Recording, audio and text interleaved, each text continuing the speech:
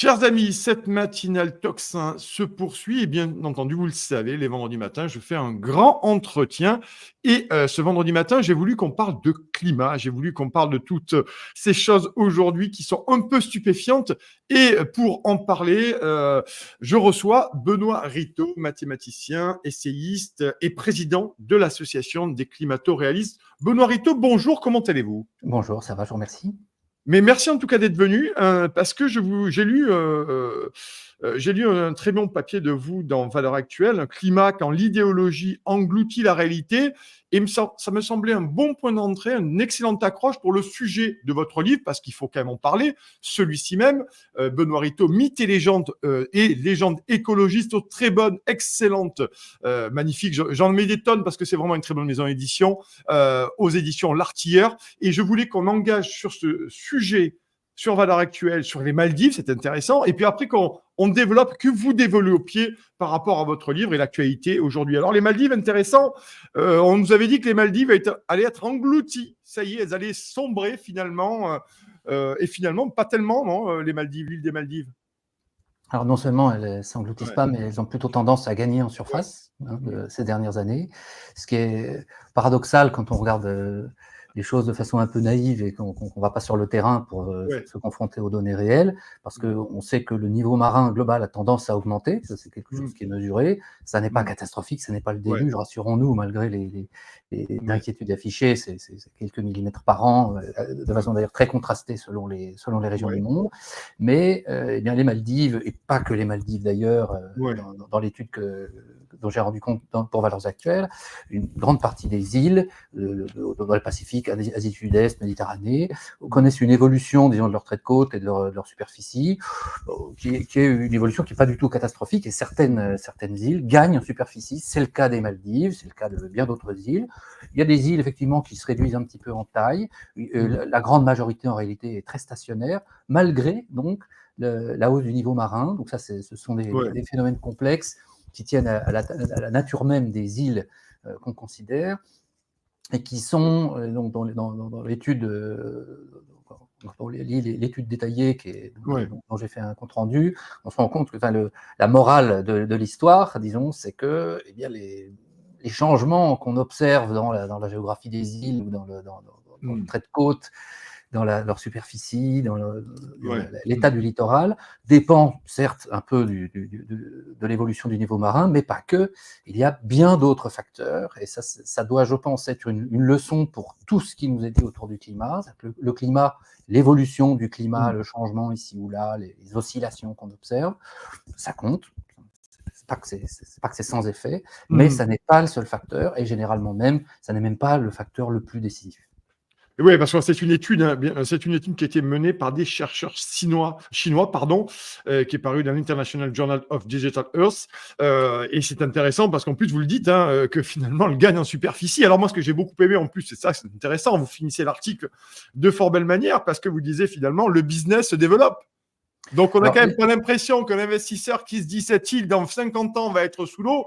Si je mets 10 millions ou 15 millions d'euros pour développer un complexe hôtelier de grand luxe, je vais perdre ma mise. Donc, c'est intéressant d'avoir fini comme ça votre article, Benoît Rittaud. Tout à fait. C'est-à-dire que tout le monde n'a pas complètement perdu pied avec la réalité. Et effectivement, donc les Maldives ont fait le choix, l'État a fait le choix de développer le tourisme, qui est un choix tout à fait cohérent, disons, avec leur situation.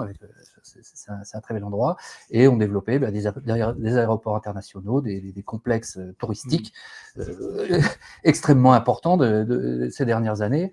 Et ce qui contredit frontalement toutes les annonces et toutes les demandes qu'eux-mêmes d'ailleurs ont formulées, puisqu'il y a quelques années, il y avait eu un conseil des ministres tenu sous l'eau aux Maldives pour attirer l'attention sur la submersion prochaine des îles, et ça n'est pas du tout ce qu'on voit, et en l'occurrence pour ce qui est des Maldives, on voit plutôt le contraire, et c'est bien documenté. Cette étude dont j'ai fait état, donc, qui vient de sortir, n'est pas la première du genre, et s'agissant des Maldives, on a des données, alors on n'a pas des données depuis si longtemps, mais toutes les données semblent suggérer que les Maldives ont plutôt tendance avec des contrastes évidemment à gagner en superficie. On sait d'ailleurs aussi, par ailleurs, que les Maldives n'existaient pas il y a quelques milliers d'années. Elles étaient complètement sous l'eau pour le coup. Donc les choses changent, elles ont toujours changé, et en l'occurrence, elles changent plutôt dans le bon sens, puisque une île qui gagne en superficie, c'est plutôt bien pour ses habitants. Ben, bien sûr, et pour le tourisme financier et les mannes financières et économiques qui en découlent, puisque les Maldives sont quand même une destination assez prisée des gens qui ont un peu d'argent. Bien entendu, si vous allez sur ID Vacances, vous allez voir que les Maldives reviennent assez régulièrement, donc on n'imagine pas que les Maldives sont en train de couler. Manifestement, ce n'est pas le cas, et c'est pour ça que je voulais vous recevoir ce matin. Merci Benoît Rittaud. Vous êtes président de l'association des climato-réalistes. Qu'est-ce que c'est l'association? Et après, on ira dans le fond du sujet de votre livre, bien entendu. Mais l'association des climato-réalistes, c'est une association de gens qui se sont réunis, donc des scientifiques, des ingénieurs, hein, de différents horizons, de toutes opinions par ailleurs, mais qui pensent que tout ce qui est dit autour du climat, toutes les inquiétudes qui sont portées sur une soi-disant crise climatique sont extrêmement exagérées, que nous ne visons pas une crise climatique, que le climat n'a pas fini de changer, il l'a toujours fait, qu'il n'a jamais été le même, c'est normal, et que nous ne sommes pas certains du tout d'avoir compris la cause, et que la cause en tout cas de ces changements n'est pas une cause unique. On ne peut pas réduire ça simplement à nos émissions de gaz à effet de serre, qui peuvent éventuellement être une partie de l'explication, mais seulement une partie. Ça rejoint ce que je disais tout à l'heure. On doit cesser de chercher systématiquement une seule cause à tout ce qui nous arrive, et que nous pouvons, quoi qu'il en soit, quelles que soient les causes des évolutions climatiques qu'on observe, nous pouvons très facilement, très largement nous adapter. Précisément, le développement qui est tant conspué aujourd'hui pour réchauffer la planète est en réalité notre meilleure arme pour faire face aux caprices de la nature, que ce soit du chaud ici, de la sécheresse là, du froid ici, des inondations là. On a des outils merveilleux qu'on peut utiliser pour s'adapter à des évolutions qui sont de toute façon inévitables. Voilà, en quelques mots, la philosophie générale de notre association. Vous n'êtes pas dans la doxa, Benoît Rittaud, hein? On est manifestement pas dans la doxa. Votre association est mal vue, j'imagine.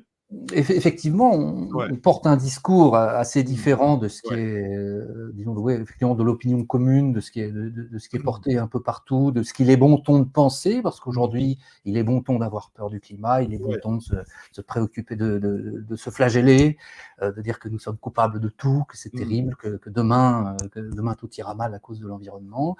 Et porter une autre voix comme la nôtre, effectivement, c'est toujours un peu courir le risque de passer pour des optimistes naïfs, pour des négationnistes, pour tout ce que vous voulez, extrême droite, bon, on a à peu près tout.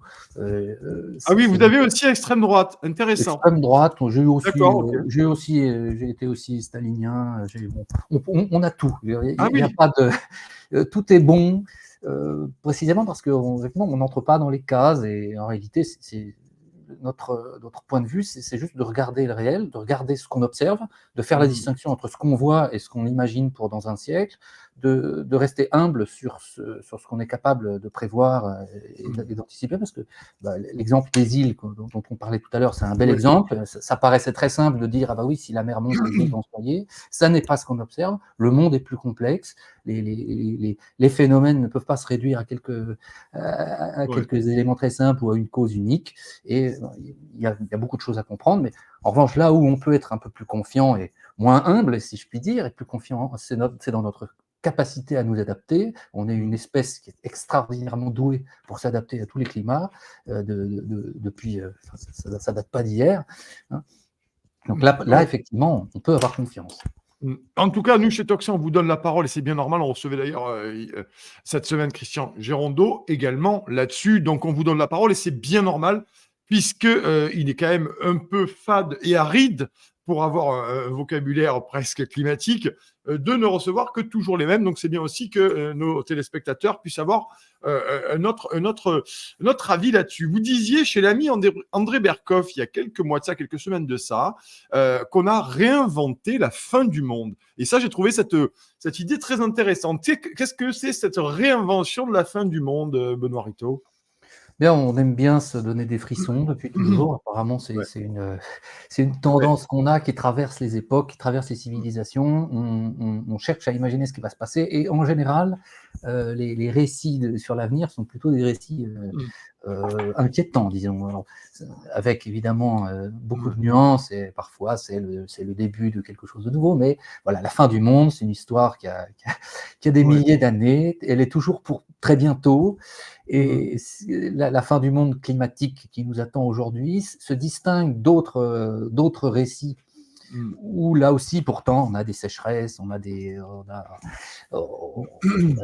canicules qui devraient être catastrophiques, mais dans les récits mythiques anciens, Mmh. l'homme n'est pas responsable de ça de la même manière. Donc, le Ouais. discours qui est porté n'est pas un discours habillé de Mmh. science et de culpabilité immédiate, c'est un petit peu autre chose. C'est plutôt une transcendance Ouais. qui vient nous frapper, un Dieu extérieur qui décide ou disons, une Ouais. réalité naturelle extérieure à nous, alors que là, nous sommes La la cause? cause de notre propre fin. Donc Ouais. c'est une immanence, c'est la justice immanente. Enfin, on est puni par où on a péché et non Ouais. plus par un Dieu extérieur.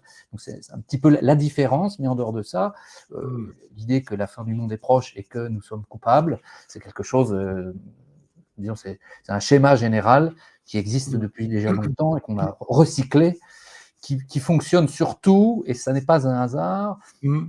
en Occident, hein, D'accord. pour Mmh. des raisons liées à l'histoire chrétienne de l'Occident, donc qui adore ces histoires de culpabilité, de péché originel, de paradis originel que nous aurions quitté en croquant la pomme de la connaissance Mmh. à la Ouais. révolution industrielle, la Mmh. rédemption, donc tout un tas de thèmes qui sont assez typiquement chrétiens et dans lesquels, disons que la peur climatique s'est assez facilement Ouais. engouffrée, d'autant plus facilement que la religion, Mmh. la religion traditionnelle de l'Occident, le Ouais. christianisme, est en fort déclin et donc laisse une place, et la nature ayant horreur du vide, la peur climatique a su prendre cette place. Mais alors, c'est intéressant parce que vous, vous découpez finalement avec surpopulation, puis il y a eu après le club de Rome, l'épuisement des ressources, et puis après la pluie acide, et puis après la trouille de la couche d'ozone, et puis maintenant le climat. Finalement, c'est toujours quelque chose, un événement qui nous incombe, dont nous sommes responsables, qui nous fait peser sur nous une espèce de fatum en permanence, quoi. Oui, c'est toujours c'est la même histoire racontée autrement. Nous étouffons la terre, alors que ce soit par notre nombre, par notre consommation de ressources, ou effectivement, et aujourd'hui par notre modification de climat. C'est la même histoire qui se raconte depuis le milieu du XXe siècle. Donc c'est notre façon de nous Ouais, faire peur, de nous raconter que nous sommes très puissants. C'est aussi ouais. ça témoigne assez bien de la vision postmoderne du monde, de désenchantement devant notre propre puissance, parce que nous sommes effectivement très puissants, mais nous sommes, comme d'habitude, euh, indignes, Ouais. indignes de cette puissance que nous avons acquise. Et indigne de la terre qui nous abrite finalement, hein, et qui accepte qu'on y vive dessus. C'est cette question, parce que ça va finalement, c'est intéressant parce que vous avez une vraie réflexion là-dessus et j'aimerais qu'on aborde toutes ces questions. Euh, quand même, le narratif de la fin du monde, il est compliqué à remettre en cause, véritablement compliqué. Et là, vous opposez, et à juste titre, et je partage votre analyse, Benoît Rito, entre la mythologie, la croyance et finalement la science. C'est-à-dire que d'un côté, il y a la mythologie, la croyance, et puis la science. Et vous semblez dire que la science a beaucoup de difficultés à aller contre l'idéologie, la mythologie, cette croyance-là. C'est quand même incroyable. Alors qu'on la sort en permanence. C'est la science, c'est le consensus. Alors, effectivement, la science dans cette affaire a un problème, disons. Mm. Et on a affaire, ça n'est pas la première fois dans l'histoire, à une captation de la science au profit d'autre chose. Donc, d'une vision du monde, typiquement une vision, en l'occurrence, apocalyptique, culpabilisatrice, euh, de, de l'écologisme contemporain. Et ce qui est important de comprendre à cet égard, c'est que c'est pas quand on dit la science, on implique les scientifiques aussi. Les scientifiques sont dedans. On pourrait imaginer que les scientifiques, c'est des gens parfaits Mm. dans leur laboratoire, dans leur tour d'ivoire, et qui ne vont ne vont nous dire que des choses vraies et on ferait bien de les écouter. Ça peut être vrai parfois, le climat peut être valable, mais il arrive aussi dans l'histoire des sciences que les scientifiques s'engouffrent, tout un domaine scientifique s'engouffre dans une voie qui n'est pas du tout une voie scientifique au sens où on l'entendrait, c'est-à-dire eh bien, se mêle de morale, se mêle d'idéologie, se mêle de politique. Et parce que les scientifiques ne sont pas des gens merveilleux qui nous disent le vrai, et ils ont aussi leurs limites. Et régulièrement, dans l'histoire, on a des cas de domaines scientifiques qui se fourvoient pendant quelques années. Et je crois que c'est typiquement ce à quoi on a affaire aujourd'hui. C'est-à-dire que les scientifiques sont des gens, d'une façon générale, raisonnablement honnêtes et désintéressés et compétents. Il ne s'agit pas du tout de nier ça, mais il y a une pression de la société autour d'eux, surtout aujourd'hui, où on attend énormément, on croit un peu que les scientifiques, c'est les prêtres modernes. Et rapidement, si les scientifiques se mêlent de nous dire qu'il faut réduire les gaz à effet de serre, qu'il faut sauver la planète, rapidement, ils entrent dans un jeu qui n'est pas le leur et qui se déroule selon des règles qui ne sont pas celles de la démarche scientifique. C'est autre chose, c'est les règles de la politique, c'est les règles de la communication. Et tout honnête qu'ils soient, tout désintéressés, tout compétents qu'ils soient, ils sont rapidement dépassés par ces règles. Mais Benoît Rittaud, est-ce que pour vous, vous dites qu'ils sont dépassés par ces règles, est-ce qu'il y a une forme de soumission à la doxa? Est-ce qu'il y a une forme aussi de ne pas vouloir être sanctionné ou carrément, avec une certaine naïveté, verser là-dedans? Alors que vous l'avez dit, normalement, les scientifiques, son boulot, c'est la recherche et de prendre des données factuelles et d'en tirer peut-être des conclusions. Hein. Alors, c'est toujours assez complexe. La façon dont ça se déroule, ça peut être complexe. Il n'y a pas une règle générale pour tous les scientifiques. Alors, effectivement, il y a une pression assez forte aujourd'hui. C'est-à-dire que si vous dites que peut-être que c'est pas la fin du monde demain, peut-être qu'il y a des phénomènes solaires qui pourraient jouer aussi, peut-être que si on regarde un petit peu du côté de... Bon, c'est très mal vu, c'est très difficile, vous n'aurez pas de financement, vous aurez extrêmement de mal à publier dans les revues reconnues, vous serez obligé d'aller dans les petites revues, en général, on voit de plus en plus, c'est d'ailleurs même le cas dans l'étude dont on parlait tout à l'heure sur les îles, où le bilan assez clair scientifique, c'est il y a des îles qui gagnent un peu en surface, il y en a qui en perdent, c'est très contrasté, ça dépend des périodes, selon la décennie que vous prenez, ça monte, ça descend, on ne sait pas trop pourquoi, il y a beaucoup de causes locales, donc la conclusion logique de ce genre de choses, c'est que c'est compliqué, c'est pas juste le CO2. Et pourtant, vous avez dans cet article, comme dans n'importe quel autre article du genre, la petite partie réglementaire sur attention, il faut faire attention au climat, même si ça n'a rien à voir avec le sujet de l'article. Il y a une allégeance obligatoire que vous devez formuler, d'autant plus d'ailleurs que vos conclusions pourraient être, disons, interprétées par ces vilains climato-réalistes comme démontrant que c'est pas tout à fait aussi simple que le narratif courant. Donc, et on a aujourd'hui, c'est assez étonnant, là pour le coup c'est assez facile à vérifier, c'est des articles qui se mettent à commenter ce que nous devons faire pour sauver la planète, alors qu'on est dans des articles scientifiques qui ne devraient pas mentionner ça, c'est pas leur travail, mais ils le font, et je pense d'autant plus que leurs conclusions sont pas toujours exactement en ligne avec le narratif habituel. Et c'est pour ça que c'est intéressant, parce qu'on se rend compte quand même que cet affrontement entre la science et cette croyance, et puis ces scientifiques dont vous parlez, c'est un vrai problème de société, puisque c'est un vrai problème aussi d'information. J'aimerais qu'on parle des médias après aussi, parce qu'il y a un problème d'information derrière. Quand on voit que certains journaux du service public signent des chartes pour l'urgence climatique, moi, je me pose vraiment des questions à ce sujet. Mais là-dessus, concrètement, vous parlez aussi, donc on a parlé des scientifiques là, vous parlez aussi des turiféraires de l'éco-anxiété. Donc là, on est vraiment dans un engagement plutôt. Quand on est un turiféraire, on est plutôt dans un engagement délibéré, orchestré et massif. C'est du pilonnage à ce niveau-là même.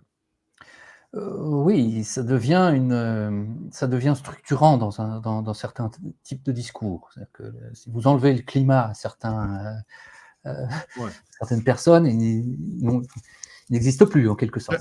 Beaucoup de choses, beaucoup de monde a construit. Il n'y a qu'à regarder toutes les la direction générale de ceci, de cela, à l'échelle nationale, à l'échelle internationale, à l'échelle locale aussi. Dans chaque région, dans chaque département, vous avez quelques personnes qui sont spécifiquement, même à l'échelle des communes, vous avez des gens qui sont spécifiquement embauchés sur les questions de climat et d'énergie. Donc, il y a intérêt d'avoir du réchauffement climatique, il y a du dérèglement climatique. Donc ces gens et une raison de continuer à prospérer. Voilà, c'est structurant pour eux. Il y a tout un tas de gens, effectivement, qui se sont beaucoup engagés sur ces questions et qui en tirent des revenus. Bon, pas forcément des escrocs qui nous arnaquent, c'est pas ça, c'est juste, ça peut être leur gagne-pain. Et comme on est dans un environnement où on donne pas beaucoup l'occasion à des voix différentes de s'exprimer, ça paraît à tout le monde parfaitement normal d'en rajouter, comme on est dans une dimension assez morale. On n'est pas juste on n'est pas dans le vrai et dans le faux. C'est aussi ça qu'une erreur qui a été commise par certains scientifiques, c'est que la science, elle essaye de vous dire ce qui est vrai et ce qui est faux. C'est déjà assez difficile, mais c'est évidemment un peu résumé. Les choses peuvent être mais si on peut le dire en un mot, ça peut être, on peut dire les choses comme ça.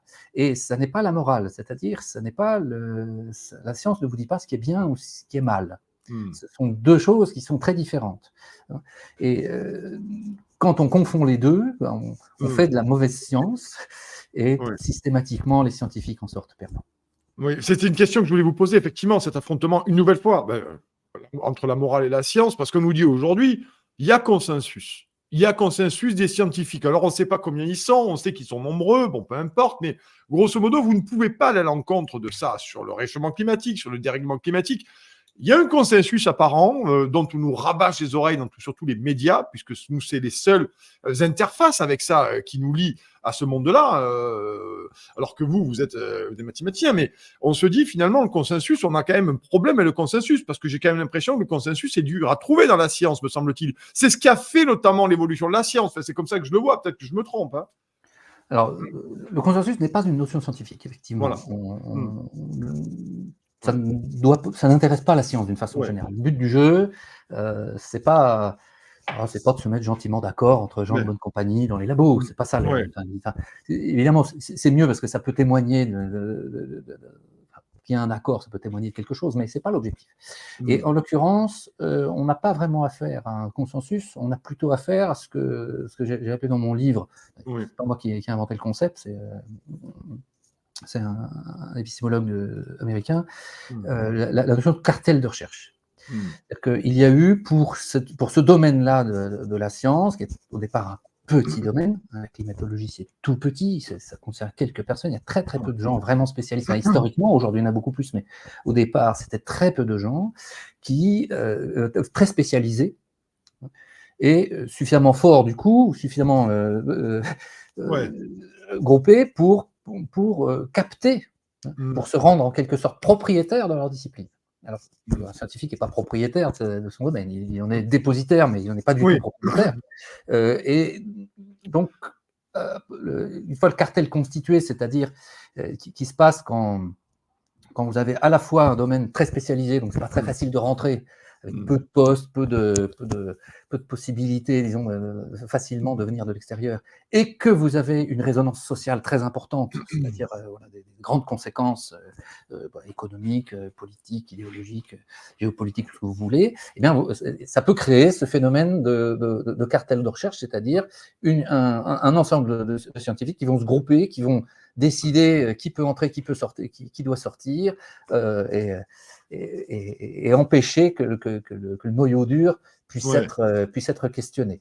Le premier exemple de cartel de recherche portait surtout sur les industries pharmaceutiques, qui peuvent être aussi un exemple de cartel de recherche où on laisse pas, c'est pas très facile si vous n'êtes pas dans un labo de vérifier la valeur d'une expérience ou ce genre de choses. Donc, c'est à ça qu'on a affaire aujourd'hui. Oui, parce que Benoît, quand vous parlez de cartel, l'expression utilisée, employée, ça fait quand même, quand on parle de cartel, ça fait presque penser aux narcotrafiquants, alors que j'exagère, hein, bien entendu, mais un cartel, c'est vraiment quelque chose d'opaque, d'organisé, qui ne se laisse pas pénétrer comme ça. C'est un peu ça l'idée, vous l'avez dit. Alors, il faut prendre l'expression en entier, cartel de recherche, d'accord. Ouais. Il faut le prendre comme un néologisme Oui. pour décrire un phénomène qui peut se passer dans la science. Bon, on n'est pas en train de parler de Pablo Escobar, Non, mais ouais. effectivement, on voit bien que il y a une allégeance obligatoire. Hein, je mentionnais tout à l'heure l'article sur les îles.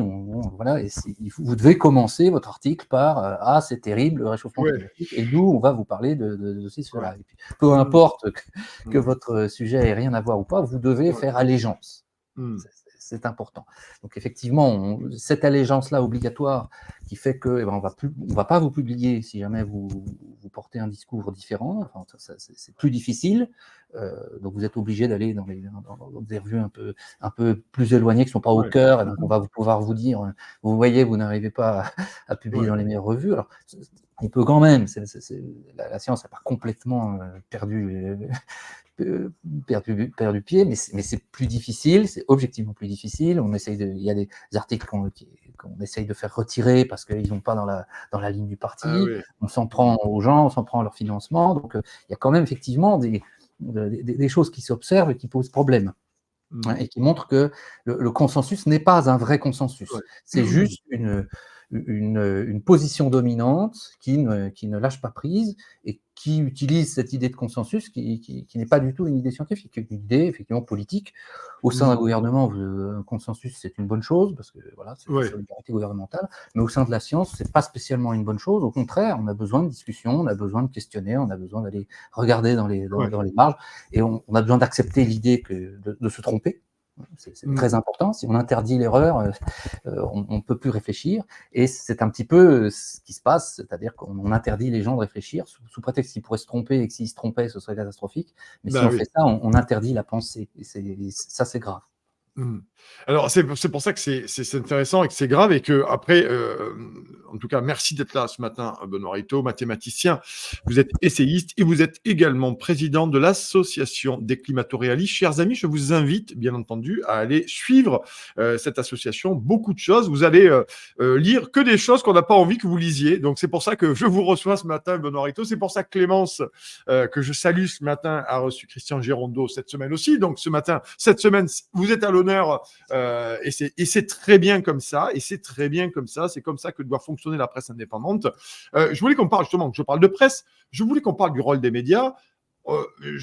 On a eu cet article, notamment France Info, qui a cet article-là, voilà. À l'heure où le climat s'emballe, c'est un article c'est une initiative de septembre 2022. À l'heure où le climat s'emballe, les journalistes lancent une charte pour le traitement médiatique à la hauteur de l'urgence écologique.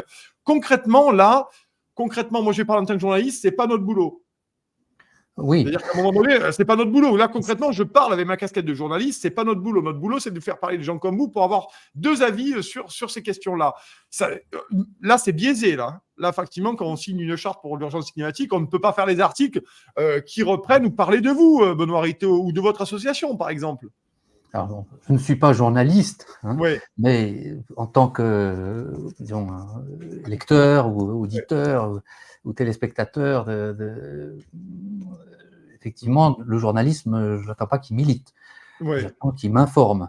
J'attends qu'il me donne des perspectives. Pas forcément toujours qu'il donne la parole aux climato-réalistes. Je comprends très bien que ce soit partagé, qu'on puisse donner la parole un peu plus aux uns qu'aux autres selon ce qui semble être plus vrai. Bien sûr que la nuance doit être de mise, mais effectivement, quand les journalistes commencent à dire nous n'avons pas seulement un rôle d'information, mais aussi un rôle de pédagogie, d'éducation des masses, effectivement, ça gêne un peu plus. Ben oui, parce que pourquoi on ne pourrait pas imaginer, alors vous ne pouvez pas le mettre en place, je le sais, mais pourquoi on ne pourrait pas imaginer que le service public, au moins, puisse, à un moment donné, vous inviter face à des gens comme Jean Covici ou des gens qui sont vraiment de l'autre côté pour avoir un débat argumenté, courtois, mais sur ces questions qui me semblent importantes, puisqu'aujourd'hui, le catastrophisme est partout. Dans les médias, si les gens ne font pas l'effort, à un moment donné, de vous entendre ou de lire vous, de lire Girondeau ou de lire d'autres, forcément, ils vont penser que la Terre est en train de cramer. Je suis désolé de le dire. C'est compliqué aussi pour vous. Votre combat est encore plus dur, finalement. Alors, effectivement, c'est dommage pour le pluralisme qu'il n'y ait pas, au moins de temps en temps, la possibilité d'apporter un contrepoint au discours dominant. Même qu'on soit d'accord ou pas, je trouve que c'est toujours bien de pouvoir entendre au moins une fois, loyalement, quelqu'un qui pense un peu différemment, même si on trouve que c'est un petit peu un doudingue, je peux tout à fait comprendre, mais ça me paraît important. Effectivement, on aimerait bien que des médias, alors qu'ils soient du service public ou pas, bon, il y a quelques médias qui le permettent ailleurs, et un petit peu cette capacité d'ouverture. Il ne faut pas non plus surestimer, je crois, l'effet de ce matraquage permanent qui est en train d'être contre-productif. Il ne faut pas prendre les gens pour des imbéciles, je crois. Et les gens voient bien qu'on en fait beaucoup, qu'on en fait un peu trop, visiblement, quand on compare à ce qui se passe en vrai. C'est grossi, à force, ça devient grossi après. Hein. Voilà. Et bon, bien sûr, il y a beaucoup de gens qui vont, voilà, si vous les interrogez, ils vont vous sortir le petit discours un peu comme, voilà, pour pas avoir d'ennui, parce qu'ils se doutent bien que peut-être que ça sera mal vu si. Et finalement, quand on voit les enquêtes d'opinion, les gens ne sont pas du tout. Il y a évidemment des gens inquiets, c'est normal, mais aussi beaucoup de gens qui sont plus raisonnables, qui sont plus mesurés dans toutes les couches sociales, dans toutes les générations, dans tous les pays. Et bon, il y a largement de quoi, en réalité, assez vite retourner l'opinion, si on parvient à faire entendre un peu mieux notre voix et à présenter des choses un peu comme, effectivement, comme ce qui se passe sur les îles, ce qu'on observe, des évolutions du climat qui vont dans un sens, dans l'autre, et finalement pas si catastrophique que ça, et parfaitement gérable. Oui, et c'est pour ça, parce que dans les médias, on le voit bien, dès qu'il y a un fait divers, il y a eu des inondations dans le Nord il y a quelques mois, il a neigé ces derniers jours, pas si loin finalement, pas au sommet du Mont Blanc, il a neigé, il a fait de la grêle, il y a Nice notamment, la température est tombée de 10 degrés, et c'est toujours dingue, parce que soit c'est le réchauffement climatique, parce qu'il fait chaud, c'est la sécheresse, soit s'il pleut ou qu'il fait froid au début du printemps, c'est le dérèglement climatique, et finalement, tout s'explique en permanence par le grand chaos qui nous attendrait là d'ici quelques mois, quelques années, où nous allons être tous cramés chez nous, à peu près partout en France et dans le monde. C'est terrible quand même de toujours retourner, de tourner, de tordre la réalité. C'est comme ça que je le vois, peut-être que je me trompe aussi. Hein.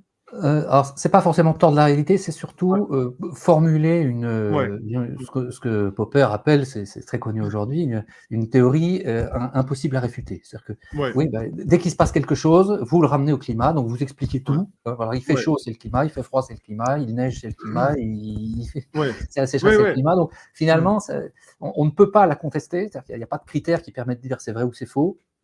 Et donc, finalement, ça devient une théorie vide.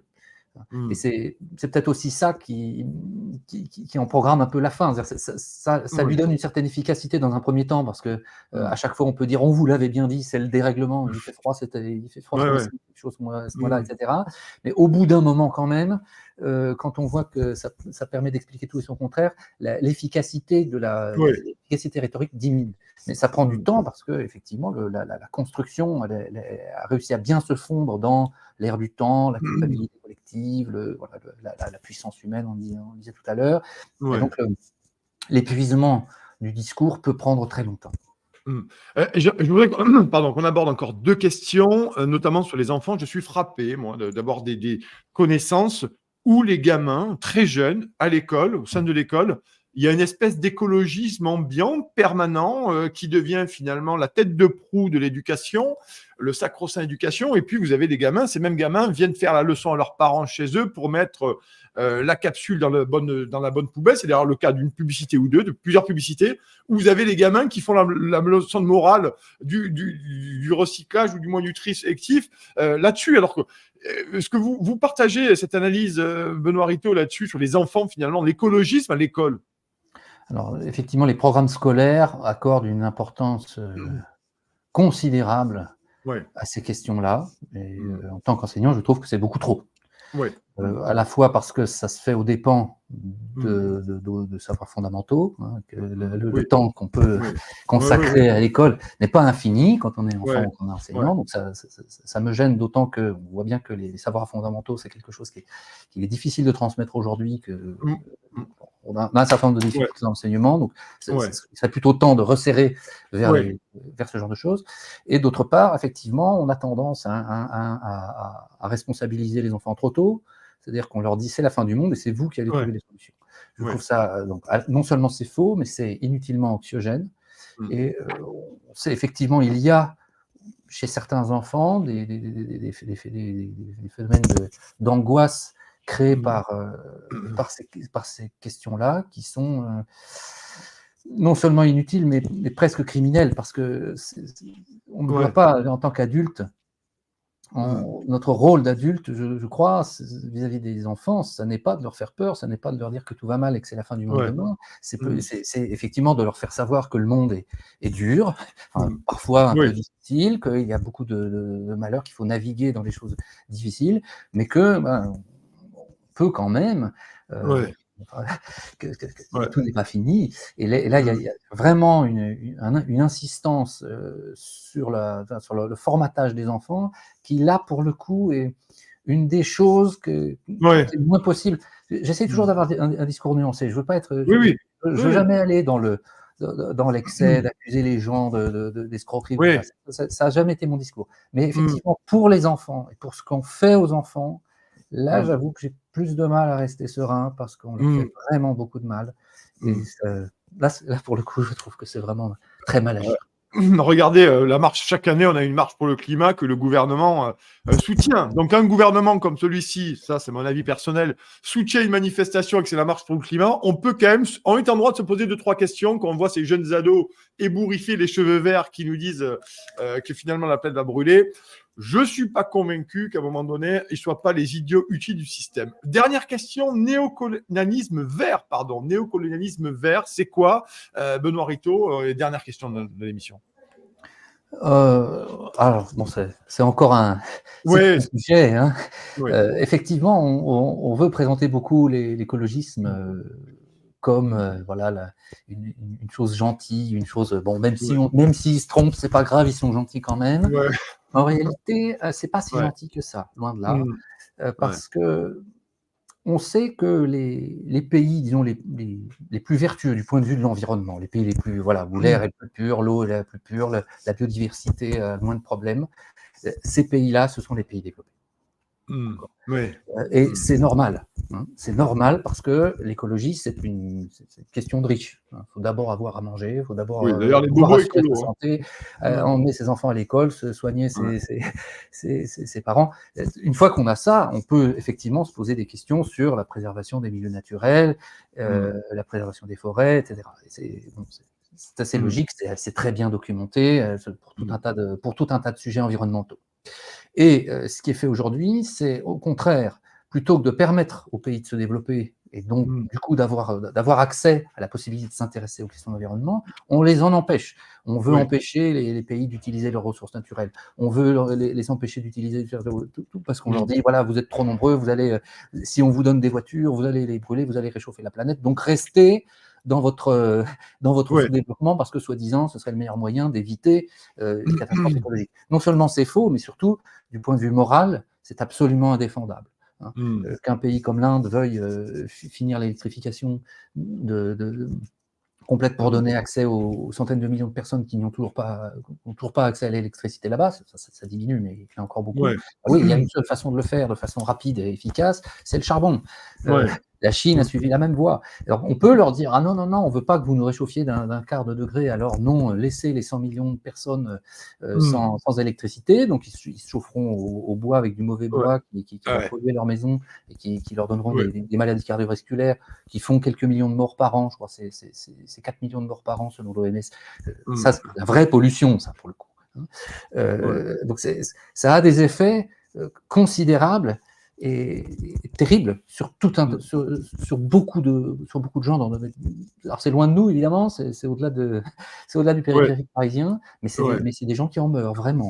Et ils meurent de nos discours, pas de. C'est vraiment nous qui essayons, enfin nous collectivement, disons, hein, les empêchons d'avoir accès à ce que nous avons, et donc aussi avoir accès à un environnement sain. Allez dans des pays moins développés, vous verrez que l'environnement, en général, la pollution, les sacs plastiques. Ouais. C'est nettement moins géré que dans nos pays. Oui, bien sûr. Eh bien, en tout cas, je vous invite, chers amis, à lire le livre de Benoît Rittaud, Mythes et légendes écologistes, aux éditions de l'Artilleur, aux très bonnes éditions de l'Artilleur. Et bien sûr, de suivre, d'aller voir, de lire les travaux de l'association dont vous êtes le président, Benoît Rittaud, des climato-réalistes. Et je vous invite à aller revoir, bien entendu, en replay, l'interview aussi de Christian Gérondeau, qui était cette semaine au micro de Clémence. Et aujourd'hui, c'est le tour de Benoît Rittaud. Merci, Benoît Rittaud, d'être venu ce matin sur Putsch Média, sur Putsch Média, sur Toxin Média. Merci à vous, en tout cas, d'être venu. On vous souhaite un excellent week-end. On espère que vous allez pouvoir continuer à œuvrer, bien entendu, là-dessus. On verra bien si on vous laisse l'occasion et si on vous laisse le micro, bien entendu, cher Benoît Rittaud. Je vous souhaite un excellent week-end. Bonne journée à vous.